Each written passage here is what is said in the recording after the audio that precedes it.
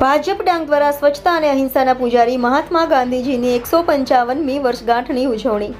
2 October એટલે મહાત્મા ગાંધીજી અને સમગ્ર દેશના લાડીલા બાપુનો જન્મદિન, જ્યાં ડાંગ જિલ્લામાં એક કદમ સ્વચ્છતા કી ઓરની જેમ બાપુના જન્મદિવસની 155મી વર્ષગાંઠની ઉજવણી કરવામાં આવી, જ્યાં ભાજપ દ્વારા ગાંધી ઉદ્યાન તેમજ તમામ રાષ્ટ્રની આઝાદીમાં ભાગીદાર અને સેવા સમર્પિત મહાત્માઓની પ્રતિમાઓને સ્વચ્છ કરી પુષ્પહાર અર્પણ કરી સાચા અર્થમાં શ્રદ્ધાંજલિ આપી ત્યાંના પરિસરને સ્વચ્છતાનું કાર્ય કરવામાં આવ્યું।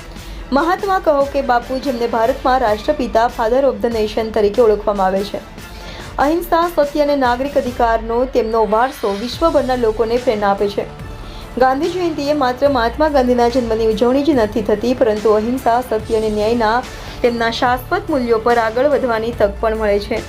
ગાંધીજીનો વારસો યુવાનોને પ્રેરણા આપતો રહે છે। આ દિવસને માત્ર ભારતમાં જ નહીં પરંતુ સમગ્ર વિશ્વમાં મહત્વપૂર્ણ બનાવે છે। કાર્યક્રમ બાદ તમામ કાર્યકરો દ્વારા આહવાના ખાદી ગ્રામ ઉદ્યોગના સ્ટોલ પરથી ખાદીના કપડાં પણ ખરીદી કરી હતી।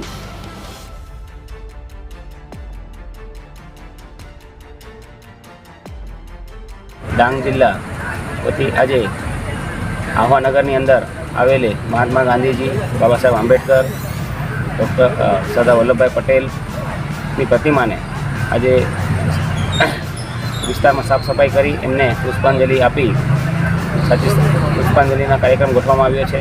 સાથે સાથે વિવેકાધીન બોર્ડના જે યુવકો છે એમની સાથે રહી એક સ્વચ્છતાનો કાર્યક્રમ રાખવામાં આવ્યો છે।